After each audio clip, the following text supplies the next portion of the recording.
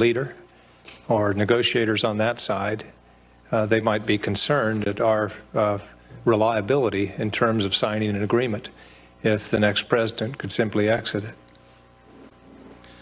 Senator, while I'll concede we don't know precisely what Kim Jong-un is contemplating, how he's thinking about his option set today, I've read lots of the analysis with respect to what his concerns and how he's thinking about the challenge he faces today with the enormous economic pressure that has been placed upon him.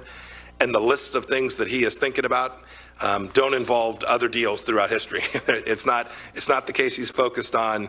Did we pull out of the START treaty? He's thinking about how it is he can set conditions so that while we talk about complete, verifiable reversal of his nuclear program, he's thinking about the sustainment of his regime. What are the tools? What are the assurances that can be put in place that aren't reversible? He's going to be looking for something more than a piece of paper. He's going to be looking for a set of conditions to be put in place so that he can undertake a task, denuclearizing his country.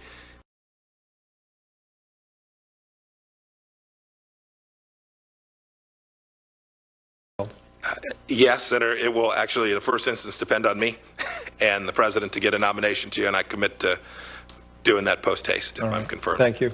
I'll take offline and submit additional questions on Cuba. We've had some private discussions on this. I'm concerned, similar vein, that we have just a skeletal staff there in the embassy, given the issues that occurred there. But I think that it's an important time there. We're going to have a non-Castro head of state for the first time later this month. Yes. And so anyway, if we could beef that staff up, it'd be great as well. Thank you. Thank you. Thank you. Senator Udall. Thank you very much, Mr. Chairman, and thank you for your service, Director Pompeo, and we really appreciate having your family here and look forward to you answering our questions. I want to follow up. I've worked with Senator Flake quite a bit on Cuba and follow up on the Cuba issue. Cuba's about to choose its first leader who is not a Castro, yet the U.S. presence in the country has been reduced significantly, and as a result, other countries are filling this vacuum. Will you work to help improve ties with Cuba, a relationship that benefits many states hoping to increase trade with the island? As you know, when I visited with you in my office, I talked about how many governors have gone to Cuba and said, with their agricultural folks, and said, Cuba has 11 million people. We want to sell food products to them, agricultural products to them. So will you work to improve ties with Cuba? Senator, I recall joking with you about Kansas wheat. The answer to your question is yes. Senator Flake had asked about the ambassador, the diplomatic presence there. I think everyone's aware of some of the concerns, but I assure you, and I'll assure Senator Flake as well, we will, consistent with making sure we can keep these folks safe, we will build out a team there that will deliver American diplomacy to Cuba in a way that represents the finest of America. Now, as you know, U.S. internet companies, Cuba has very, very little internet capacity, and this is one of the things I think really could open Cuba up to the world. Do you believe the United States companies should lead the effort to help bring the internet to Cuba? Senator, that question sounds like there may be something buried there that I'm not aware of. So if I might. Now, come on, Mr. Chairman. So at the risk of demonstrating ignorance, I'd prefer the chance to talk to my experts at the State Department and work my way through it. Okay. And there's nothing really tricked there. I mean, I've worked with another number of members of this committee and others outside the committee to try to push the effort to have the internet be a big part of what our first push in Cuba. As you know very well, and we talked about this in my office too, the State Department and Defense Department work hand in glove on these crucial issues, and the job of the State Department is to try to make sure we don't get into unnecessary wars. Your work, I think, is to work hard at diplomacy, search for peace, do what we can, and make sure that we don't get into another war. Are you committed to robust diplomacy, as our ranking member Senator Menendez talked about, and committed to do everything you can to prevent future wars? Yes, sir. Thank you. I'm going to follow up also on several members on the Iran deal. Director Pompeo, the Iran deal has effectively cut off all pathways to an Iranian nuclear weapons program. Compliance has been certified repeatedly by the International Atomic Energy Agency and both Israeli and U.S. intelligence agencies, one which you oversee. Yet you have said that, and I quote here, Iran will have the freedom to build an arsenal of nuclear weapons at the end of the commitment, end quote. However, even when the Joint Comprehensive Plan of Action sunsets under the current deal, Iran will still remain a signatory of the Non-Proliferation Treaty and a party to the IAEA's additional protocol.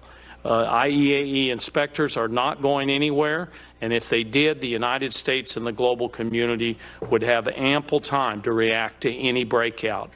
And in fact, the international community, through the Secretary General, spoke out as to the importance of the JCPOA very recently.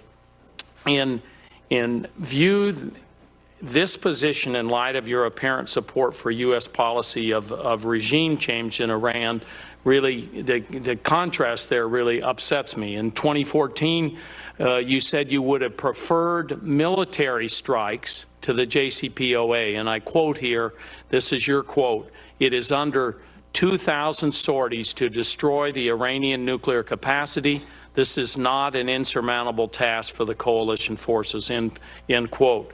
Is this your current position, and are you for a first military strike? I'm not, Senator. I'm absolutely not. I don't think that's what I said that day. I'd have to go back and review. With respect to the quote that you provided, I know a little bit more about what it would take today, but in terms of what I described as the capacity to achieve what I was speaking to that day, I think I'm still pretty close. But there is no doubt that this administration's policy, and my view, is that the solution to preventing Iran from getting a nuclear weapon, to finding ourselves in the same place we are in North Korea, in Iran, is through diplomacy. Yeah. Do you have any evidence to dispute the IAEA assessment that Iran is in full compliance with the JCPOA? Senator, with the information that I've been provided, I've seen no evidence that they are not in compliance today. I think your question is, do you have any? The answer is no. Yeah, and I would just hope, I'm very near to the end of my time here. I would just hope that you understand that the international community and the United States working together is what got us to the point where we are. And so I think it would be very unfortunate if we're the one that pulls back and sets the stage for a very chaotic future. Thank you very much. Thank you, Senator Mr. Chairman. Before turning to Senator Gardner, on that note, do you have any sense that Chancellor Merkel and Macron's visits here, that subject matter will be discussed? They will be here before May 12th. Senator, I've not seen the agenda, but I'd be shocked if it didn't come up.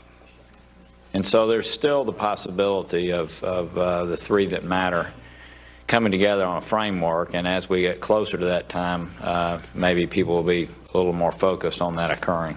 Senator, I having had some interactions with my European counterparts, I am confident that issue will be discussed at some length. It's important to them, and I know they'll raise their hopes and concerns when they travel here to the United States in the coming days. Senator Gardner. Thank you, Mr. Chairman. Director Pompeo, congratulations on the nomination to your family. Thank you for your commitment to service. This is no easy task that you are about to take a part of, and I appreciate your willingness to serve our country once again. Thank you.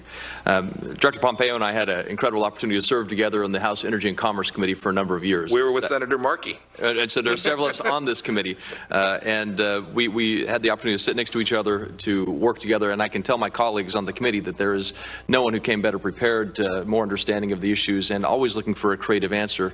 And the diligence that he pursued that work to find that creative solution, I think, is something that I always admired about his work in the House. And I know that continued as director of the CIA and will continue upon his confirmation at the State Department.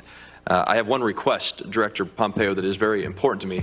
As Secretary of State, Kansas will have no greater authority over water than they do right now. So anyway, we won't get into water fights between Colorado and Kansas right now.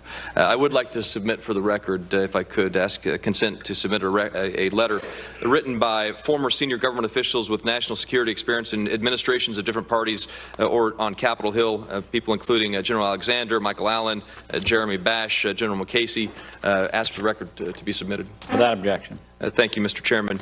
Director Pompeo, you and I have had a number of opportunities to talk about Asia. If you look at Asia, it was written once that this is the most consequential region for America's future.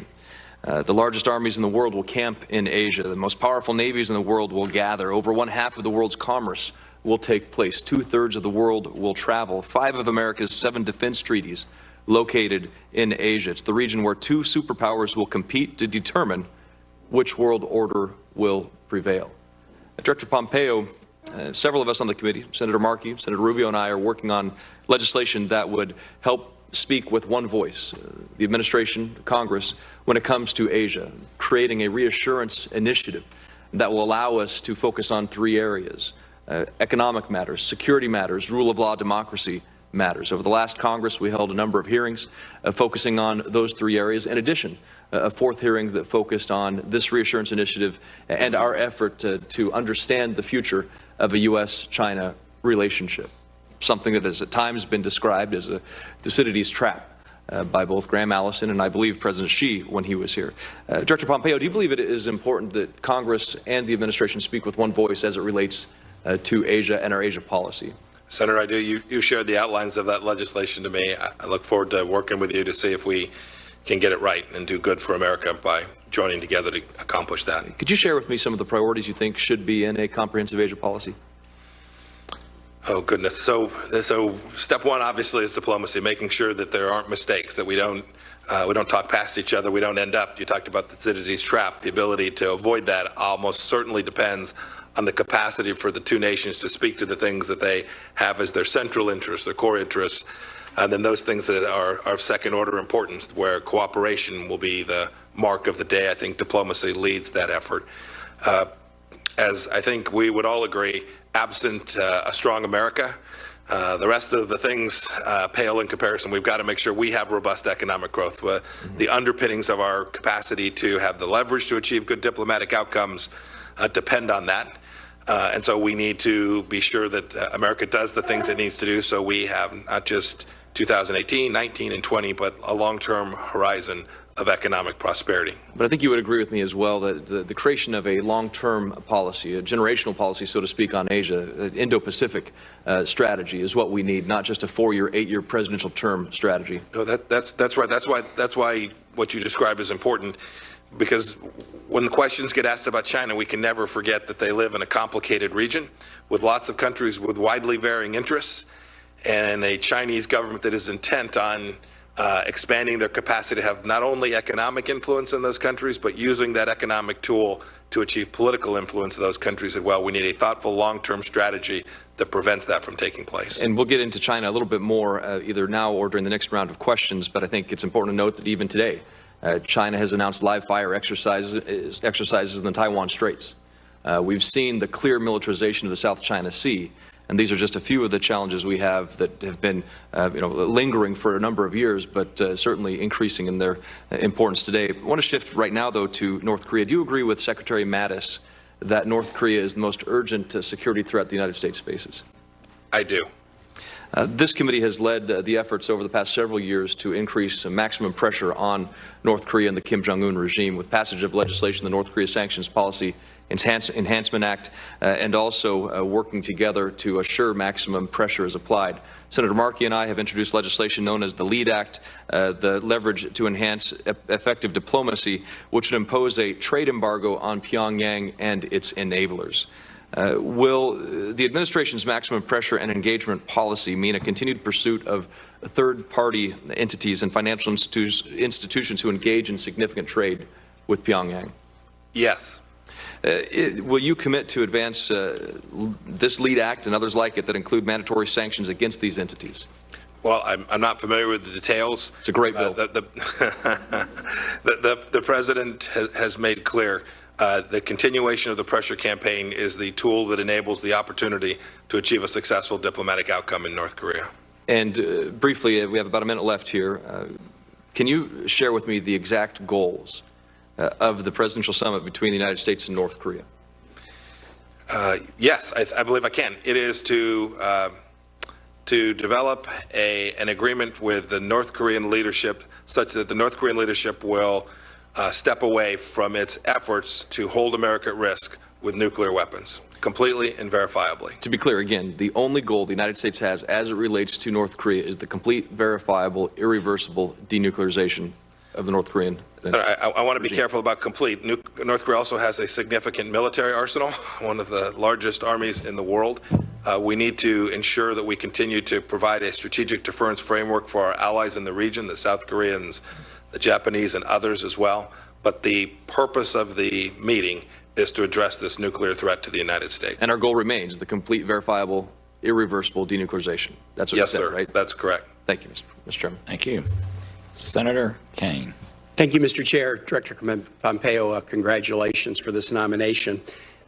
During the negotiation over the Iran nuclear deal in 2014, you opposed the deal and you stated, quote, "It's under 2,000 sorties to destroy the Iranian nuclear capacity. This is not an insurmountable task for the coalition forces." A number of people opposed the deal, but you were somewhat unique in publicly venturing the thought that military action might be preferable to a deal or easier than some folks were suggesting. Where did you get the notion that destroying Iran's nuclear capacity could be accomplished with 2,000 air sorties? Senator, it was based on the things that I'd learned as a member of Congress. Your military career and as a member of the House Intel Committee. Senator, yes, I think that's right. I'm trying to remember the timing of the statement. I think I would have been serving on the Intelligence Committee at that point in time. Would you have, at the time, did you have any reluctance to share that assessment publicly? That seems like a pretty specific sort of an assessment. To say I'm confident in our capacity is one thing. To publicly discuss that it would be 2,000 sorties to wipe out the Iranian nuclear capacity struck me as odd. Did you have any reluctance to share that at the time? Senator, no classified information was contained in that simple statement. Wouldn't that sort of specificity probably rely on an awful lot of classified information or O plans? Senator, 2,000 is a pretty big round number. There was no effort here to make any specificity. Might have been 1,000, might have been 3,000, right? There was no aim here to communicate it. But I actually, to your point, well, you weren't trying to be inaccurate in your statement. No, Senator, absolutely not. I never try to do that. But if I might, and we may disagree about this, Senator, I do think it's important. I absolutely think it's important to provide diplomats with the opportunity to be successful. Countries that are adverse to us don't often accede to our desires absent a rationale for doing so, right? So diplomats without any strength, diplomats without any capacity are just sitting there talking. Well, I agree. I think stating that we have a lot of capacity is one thing. I was just struck by the specificity. Would it be your norm to share that kind of information publicly in such specific detail? Senator, I'm confident if I'd done it multiple times, you'd raise them with me here today.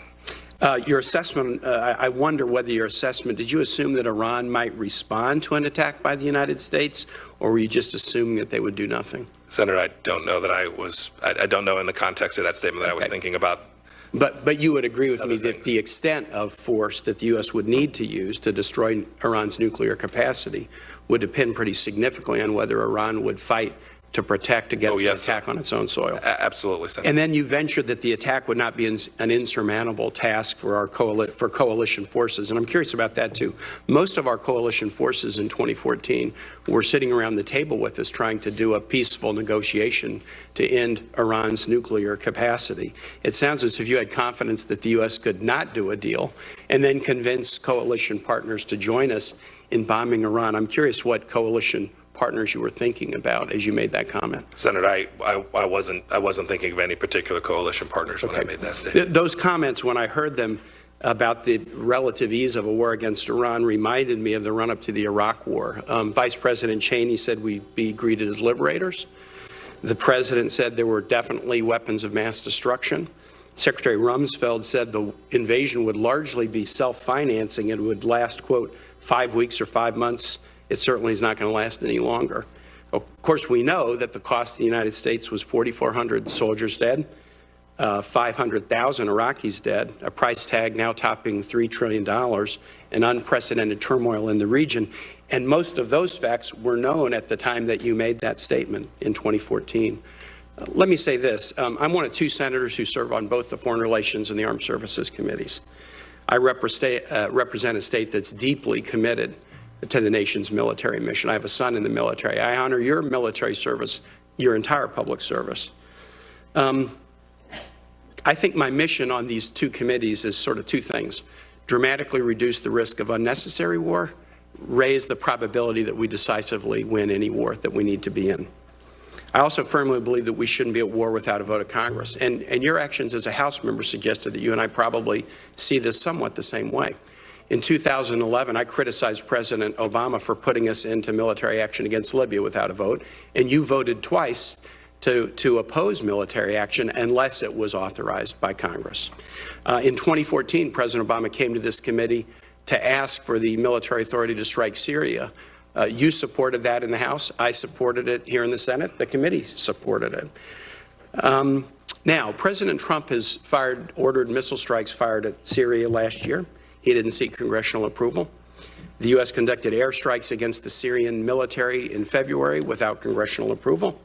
The president is tweeting that he might do additional military strikes in Syria now, and he's also aiming words directly at Russia.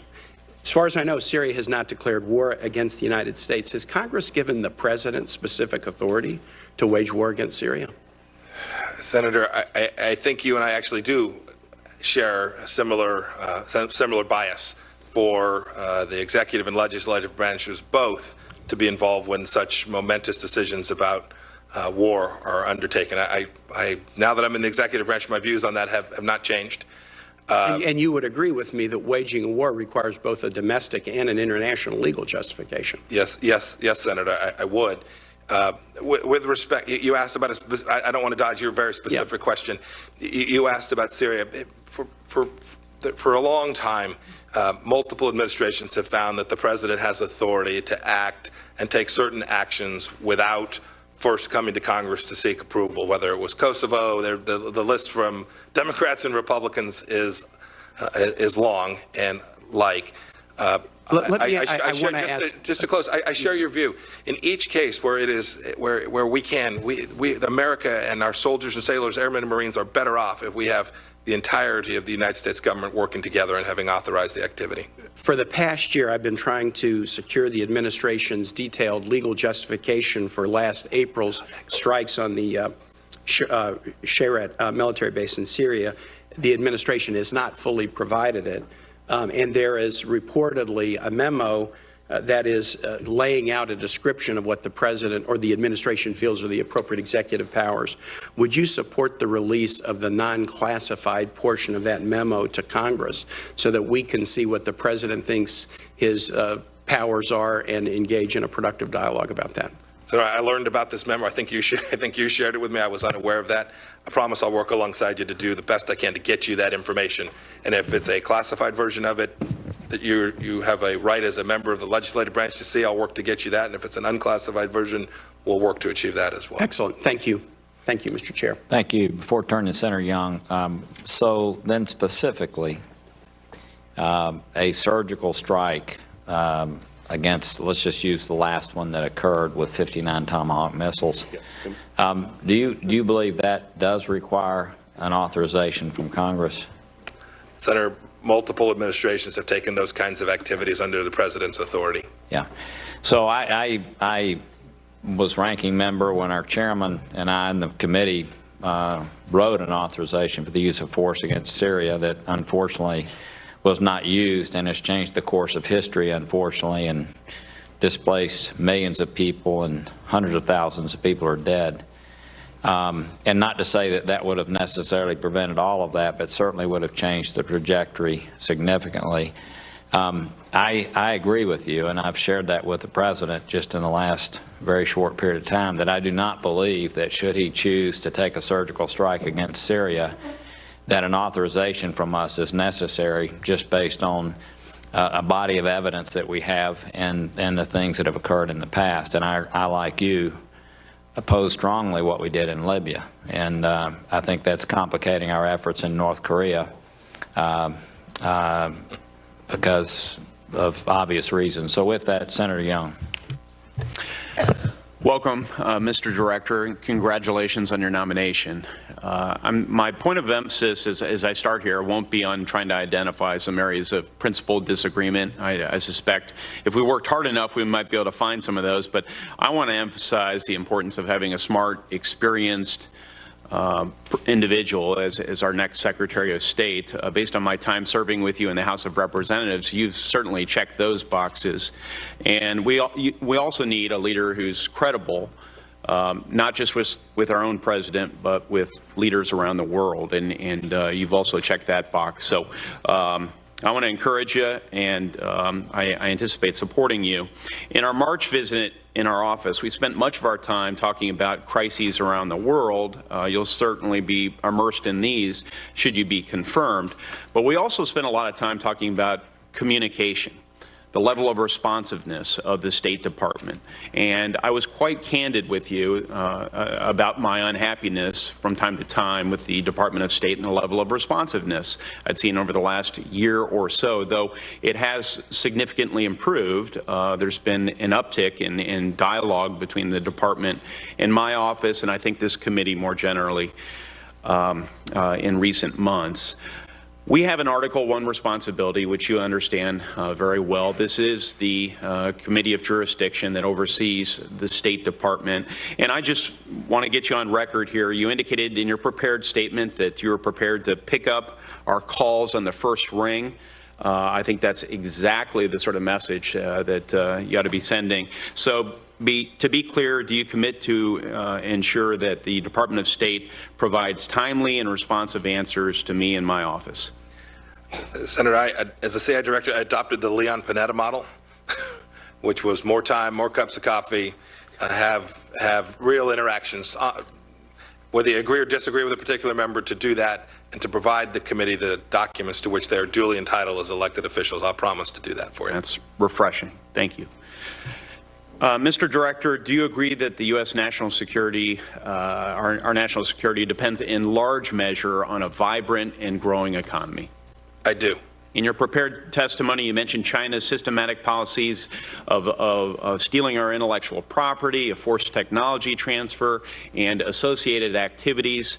You also mentioned just moments ago that China is using mostly economic tools against us to achieve broader geopolitical, geostrategic ends. Do you believe these policies by Beijing have already undermined, and if they continue unabated, will continue to undermine our ability as a country to realize our potential for economic growth, to incentivize investment in key technologies and key sectors of our economy, and to sustain the financial wherewithal that is required to defend our country and advance our values worldwide?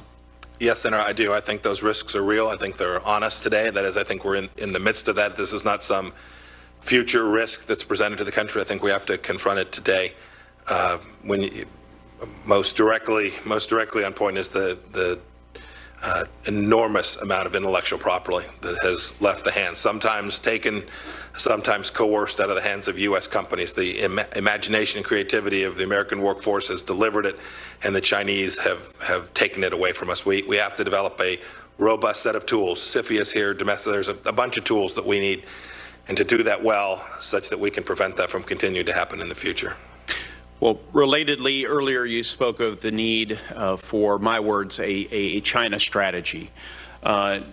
So my sense is you believe we need a whole-of-government, well-coordinated, informed, strategic response to China's coercive, illicit, and deceptive economic and trade practices. Is that correct? That is correct, Senator Young.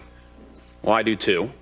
And that's why I intend to introduce this month some legislation on this very topic. I'm going to require, through this legislation, working with my colleagues and the administration, the periodic production of a national economic security strategy. I'd welcome the opportunity to work with the administration, you in particular, and any colleague who shares these goals. I think we'll get this across the line. It's needed now more than ever. Do you believe that a U.S. response, Mr. Director, to China will be more effective if we assemble a multilateral coalition of allies and key trade partners who also have suffered due to Beijing's economic policies and trade practices to create a unified international front to apply maximum pressure on Beijing to achieve our objectives, as opposed to a merely bilateral dynamic, which I perceive we have now?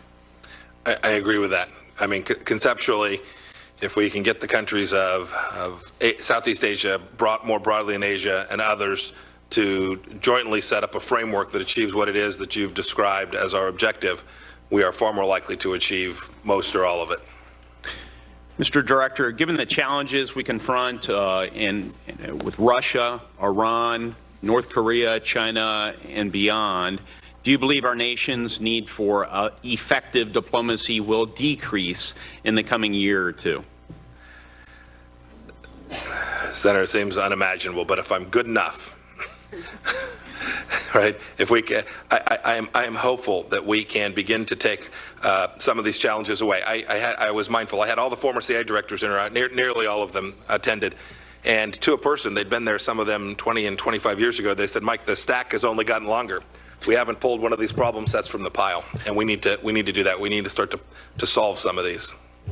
So your response, though humorous, actually is something I'd like to shine a light on, because the previous occupant of this Secretary of State position once indicated that part of the rationale behind his funding request for the Department of State was that there would be less of a need on account of highly effective near-term diplomacy for as much funding. Now, any large organization here in Washington or beyond can be made more efficient, and we can identify funding decreases that might be made. But I would regard it as a risky strategy to assume that your highly effective diplomacy is going to be a strong rationale for funding cuts. Are you operating under the premise that highly effective diplomacy will lead to lower funding requests in the international account moving forward? No. When I said that, I am optimistic. I'm hopeful. This is the task to which we're engaged, but I can't see anything in the 6 or 12 or 24-month time horizon that would permit us to have any less demand for diplomatic resources. Strikes me as responsible. Thank you, sir. Thank you, former House Energy Committee cohort to the witness, Senator Markey. Doctor, thank you. Along with Senator Gardner and many others, 50, many members. So welcome, sir. Thank you. I want to talk about the threat of nuclear war. In North Korea, I'm glad to hear that you believe that we should exhaust all options before resorting to military conflict. I agree with you, but I do not believe that we have yet exhausted all options. You've spoken about setting conditions for success in advance of President Trump's meeting with Kim Jong-un, and I am right now very concerned that the lack of a coherent policy in North Korea could lead to a very poor meeting. And if that meeting goes poorly, some might reach the conclusion that both economic pressure and diplomatic engagement have failed. National Security Advisor John Bolton has recently outlined the case for preventative military strikes on North Korea. Are there any conditions under which you would support preventative military strikes against North Korea as Secretary of State? Senator, thanks for your question. That phrase, preventive military strikes, has a long history. lots of folks who have different views. I want to be careful. There's a legal view. There's preemption. I want to stay away from the legal. Let me give you my judgment, my diplomatic and national security judgment on that. I want to start with the predicate of your question. While I don't want to speculate or hypothesize on how the negotiation might go, it's my full anticipation that however that meeting goes, there will be enormous diplomatic work yet remaining. To your point, we have not yet exhausted our capacity there. I think there's an awfully long way to go.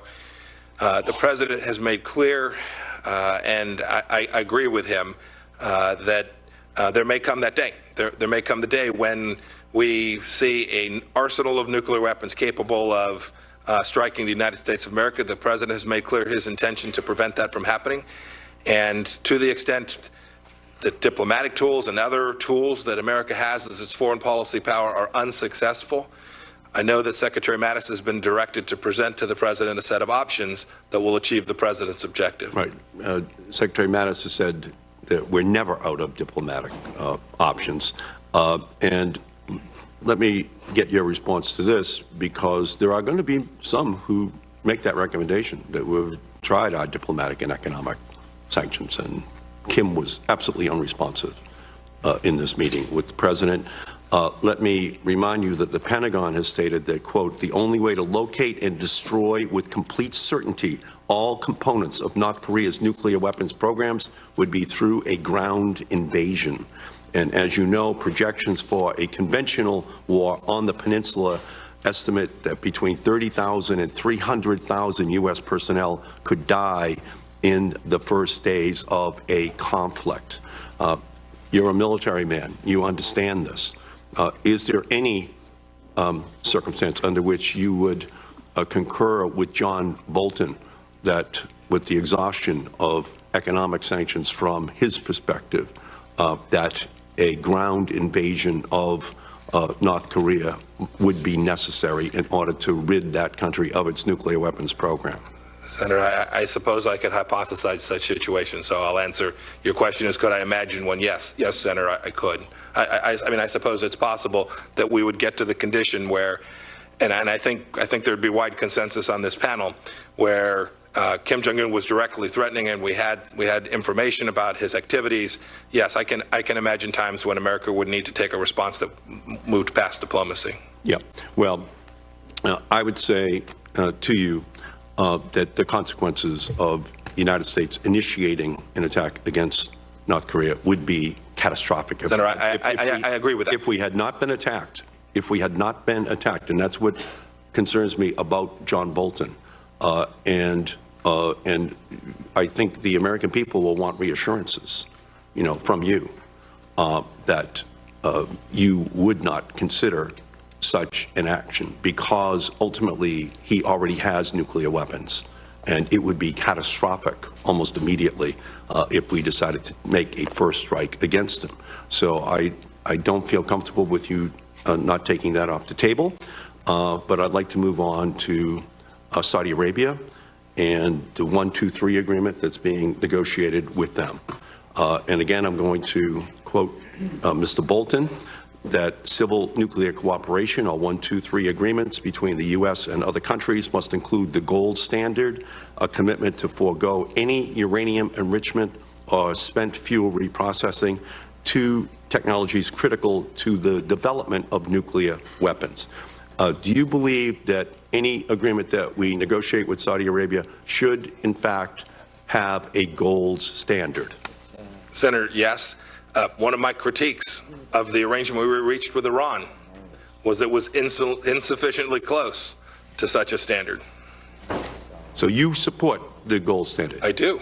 And while I've not been part of the negotiation, Senator, I know that the State Department and the Department of Energy are working towards achieving that. Right. So would you oppose any agreement that was less than the gold standard? That is, that ultimately permitted for uranium enrichment or plutonium reprocessing technology on the soil of Saudi Arabia? Senator, I can't answer that for you. I can imagine that we got close, but not quite to the full definition of the gold standard. I don't want to hypothesize. But so the answer, I guess, is yes. I can imagine such a scenario. Well, how do you think Iran would respond if we pulled out of the agreement with Iran while simultaneously agreeing to a deal where Saudi Arabia could receive plutonium reprocessing and uranium enrichment equipment? How do you think they would respond? Senator, this is precisely my concern with the Iran agreement. Right. So that's the question I'm asking you. What would be the response of Senator, Iran if we were providing nuclear weapons material to the Saudi Arabians? Yeah, Senator, I think they would take it into account. And remember, when we're talking about nuclear weapons, we are most often talking about multiple components. We're talking about fissile material, the capacity to weaponize, and a delivery mechanism, often through missile systems. Today, Iran has the capacity to do. Right, but I'm just speaking to the challenge that the Saudi Arabians also see from our failure to negotiate a sound agreement with Iran. This is going to be a very dangerous concoction if we pull out of the Iran deal, give nuclear weapons materials to, or permit them to obtain nuclear weapons making materials in their country. The juxtaposition of abandoning the Iran deal while simultaneously giving their arch rival Saudi Arabia a sweetheart deal is going to lead to a highly combustible condition in the Middle East that is avoidable if we reinforce the Iran deal, ensure that it's being complied with, while also maintaining a gold standard. Otherwise, what the Saudi Arabians are going to want is to be put on third base with a lead with nuclear weapons construction materials, and I think this administration will be making a terrible mistake if it negotiates a deal that allows the Saudi Arabians to do that. Thank you, Mr. Chairman. Thank you, Senator Markey. Thank you for turning to Senator Isaacson. We have talked with Secretary Perry, and I couldn't agree more that we need to stress a gold standard. I will at the same time understand that, I mean, when you have given Iran the right to enrich, everybody in the region is going to want the right to enrich. So you've got your work cut out for you over the next period of time, and it is quite it's very difficult to tell an Arab nation that they cannot when we said that the Shia can. So, Senator Isaacs. Thank you, Mr. Chairman. Congratulations on your nomination. Best of luck to you, and we'll be here to support you in any way that we can. I certainly will. Let me start off by saying thank you to the Department, to the State Department, and to this administration on the Open Skies agreements, which you may or may not be familiar with, but if you aren't, they're essential for the aviation industry and for our country. And this administration and the Bureau of Economic Development of the State Department have done a great job of seeing to it that Open Skies is enforced. I hope you'll commit when you get to the State Department, you'll continue that help and enforcement. I will, Senator Isaacson. Yes, sir. Thank you very much. Secondly, I think Ambassador Haley is gone, but let me say this anyway. I'm a big fan of Africa, and I've developed an affinity for Africa since I've been on this Committee of Foreign Relations. I've traveled there extensively, and I think it's the continent of the 21st century in many respects for our country and for everybody else. China's demonstrating they think it's important because they're spending a lot of money and building a lot of buildings and things of that nature. Strategically, with the Straits of Hormuz and many of the locations they have and what's been going on in the Persian Gulf, Africa is tremendously helpful. There are 1.5 million people there, 50 million alone, 150 million alone in Nigeria. Lots of opportunity economically, but it's important that we focus and help them build and develop and grow. Are you familiar with Millennium Challenge Corporation? Yes, Senator, I'm familiar with it at some level. Well, I'm a big fan. I think President Bush did a phenomenal job by establishing that program as sort of a partnership economically to help build infrastructure in those countries and have developed governing boards of the Millennium Challenge accounts that held the African countries who received the investment responsible for ending corruption, having better worker laws in their country, and being a partner with the United States to economically develop in their country. So I hope you, as Secretary of State, when you have the chance, you'll focus on the Millennium Challenge Corporation and what they're doing, because it's part of that soft power that we have a capability to use to win a lot of friends and influence a lot of enemies. And the reason I use Ambassador Haley as an example, we from time to time need a lot of money, votes in the UN. The more friends we can make in countries like in continents like Africa, the more votes we can influence to help us on big issues that we need in the United Nations. So I hope you'll focus on Africa when you have the chance and realize what the State Department has done. Lastly, I want to, this is kind of an editorial statement. My experience of the State Department has been that it has been in a blue funk for about 1.5 years.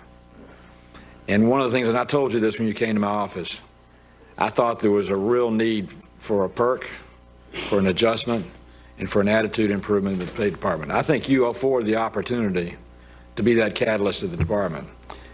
To your credit, your critics and your complimenters, or whatever that term should be, at the CIA, give you high marks for bringing that agency back in enthusiasm and motivation and in mission. And I think your meetings with Mike that you referred to in your opening statement and your printed statement were exactly the seed for them, because they all of a sudden the employees had a chance to speak out to you, tell you what they thought needed to be done, and you had the chance in that environment to tell them what they could be as a partner with you to help that happen.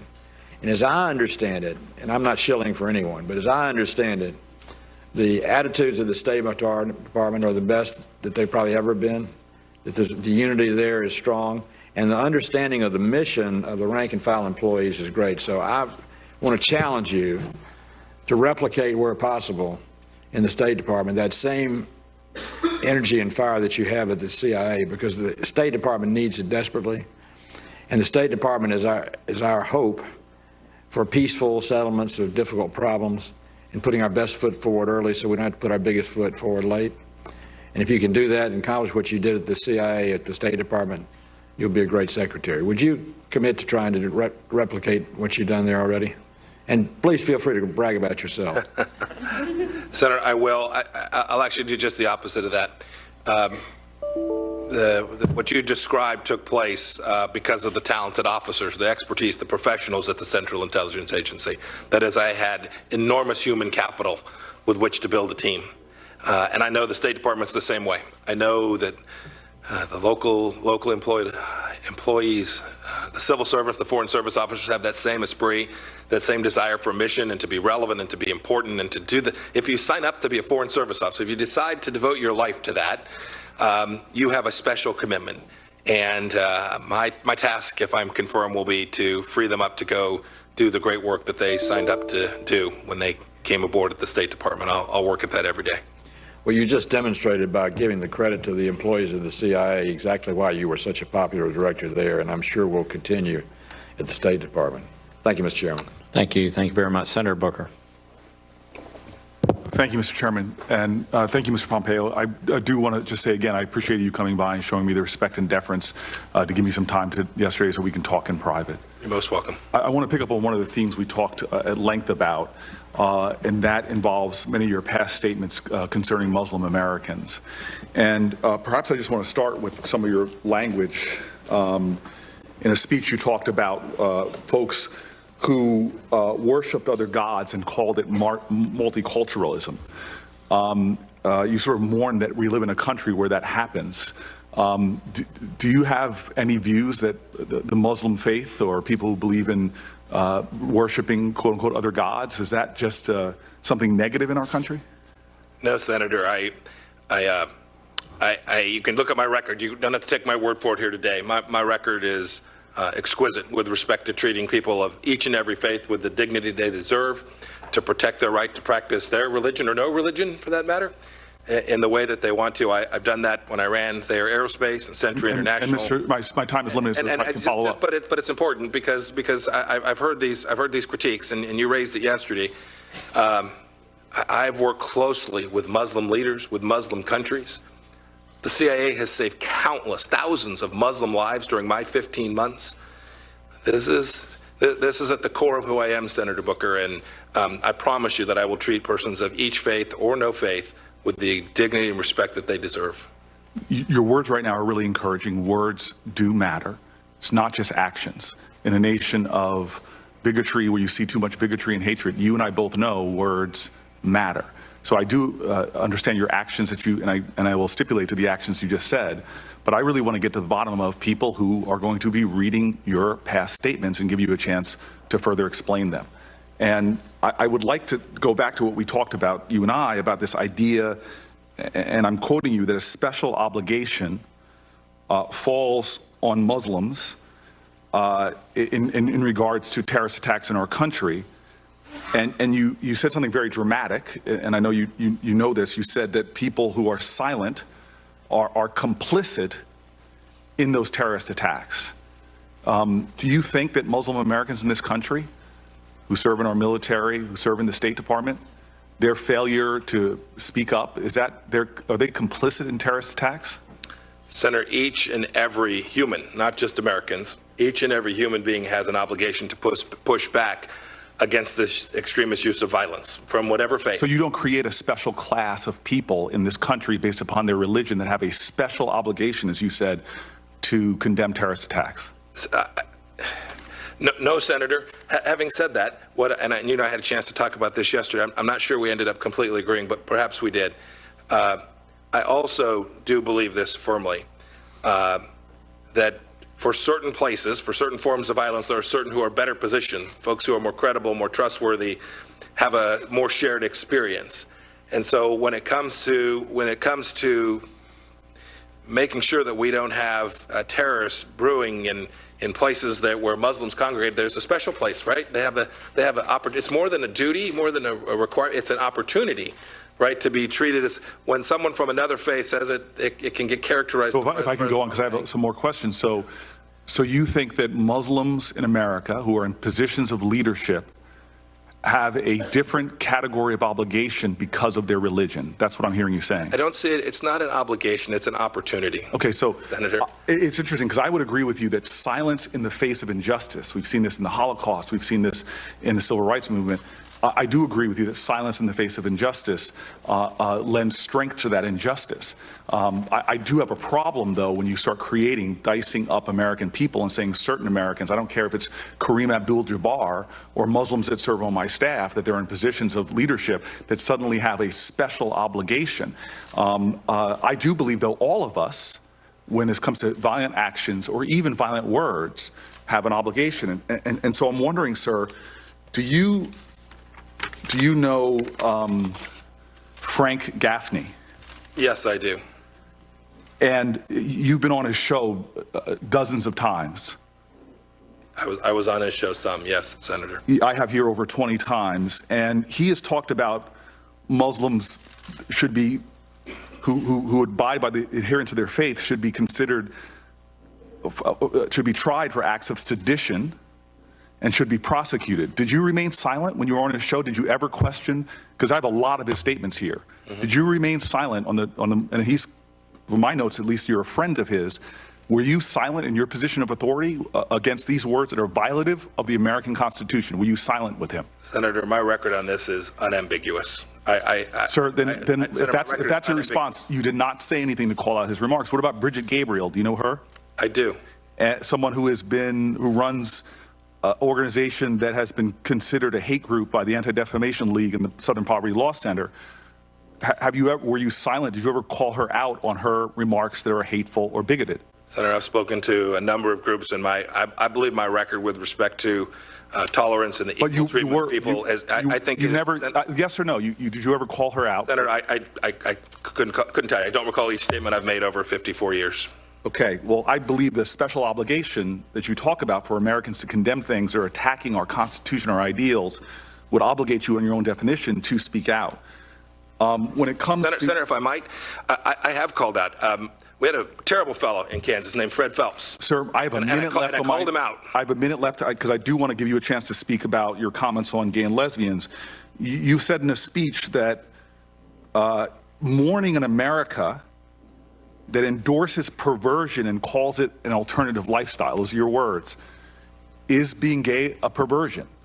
Senator, when I was a politician, I had a very clear view on whether it was appropriate for two same-sex persons to marry. I stand by that. So you do not believe it's appropriate for two gay people to marry? Senator, I continue to hold that view. It's the same view. And so people in the State Department, I met some in Africa that are married under your leadership. You do not believe that that should be allowed? Senator, I believe it's the case. We have married gay couples at the CIA. You should know I treated them with the exact same set of rights. Do you believe that gay sex is a perversion?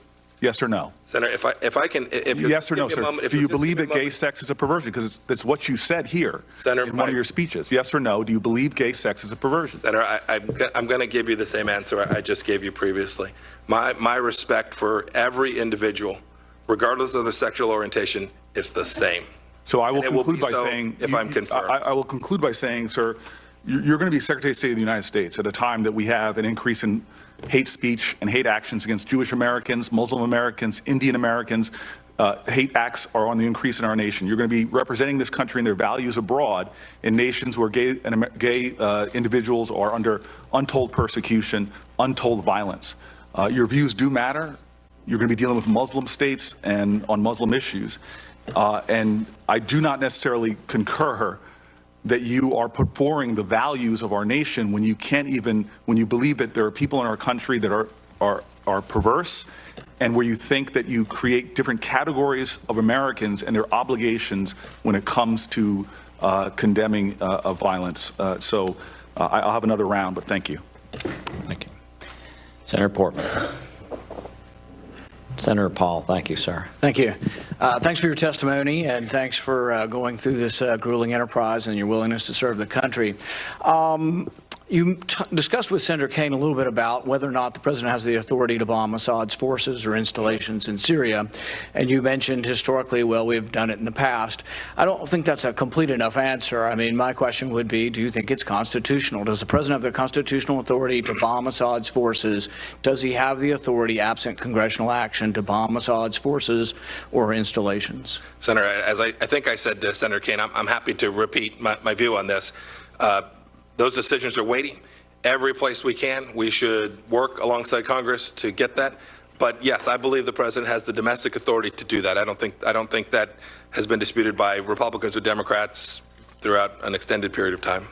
Actually, it's disputed mostly by our founding fathers, who believe they gave that authority to Congress, and actually they're uniformly opposed to the executive branch having that power. In fact, Madison wrote very specifically, he said, the executive branch is the branch most prone to war, therefore we have, with studied care, vested that authority in the legislature.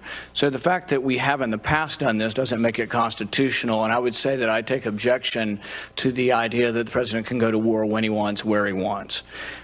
With regard to Afghanistan, some have argued that it's time to get out of Afghanistan. What do you think? Senator, I think the course of action that President Trump has taken there is the right one. It is humble in its mission. It understands that we've been there an awfully long time. It has an objective of leaving, but is not prepared to leave until such time as we can put America in a position where we can greatly diminish the threat to our homeland from terrorism that may emanate from there. And with an effort alongside that, which will be required to achieve that first objective, to create, I want to be humble, more stability in Afghanistan. Well, actually, the president has been very specific at times on this, and he said it is time to get out of Afghanistan. We are building roads and bridges and schools for people that hate us. It is not in our national interest. That's a direct quote. So the president said it was time to get out. It sounds like you say it's time to stay. Is that a difference in opinion? Some here worry that you're going to be too much in agreement with the president. I actually worry you're going to be too much in disagreement with the president. One of the things I have liked about the president is he says it is time to come home. Let's declare victory and come home. But it sounds to me like you're saying we need to stay. Senator, sounds like I have a Goldilocks problem. Too close, too far. Different porridge for each. Senator, the president also said in the summer at Fort Myer that he was committed to the mission that I outlined there. That's consistent with what Secretary of State has been trying to do diplomatically. It's consistent with what Secretary Mattis has been trying to do by supporting Afghan forces in the country. I believe, and I share the president's view, that we have a continued role there. And while I want to get out in the same way you do, I have friends who are serving. I've had friends, as I know you would, who have been injured. We're not at a place yet where it's appropriate to do. Here's the problem is, are we ever going to be at that place? I mean, so you've got people, the administration, yourself now saying in your written questions back to me that there's not a military solution. So we're sending our GIs out there to risk life and limb when there is no military solution, hoping that we sounds a little bit like Vietnam, hoping that we get to a little position, let's bomb the crap out of them to get them to negotiate, and we'll get to a little better negotiation. In the end, it was no better in Vietnam. It was still a disaster in the very end, and a lot of people wasted their lives in the end for that. I think that there is no military mission, and when you admit there's no military mission, it is hard for me to square with your desire still to stay. And we say, well, we want to leave, but when? We've been there 18 years. I think we should declare victory and come home. I think we won the battle. We did. We literally did win. There's nobody left alive who plotted to attack us on 9/11. I've asked people repeatedly, tell me the names of those left alive in Afghanistan, in Pakistan, anywhere in the world. We're now sending people to war who weren't even born when 9/11 was. And every administration comes, not just Republican,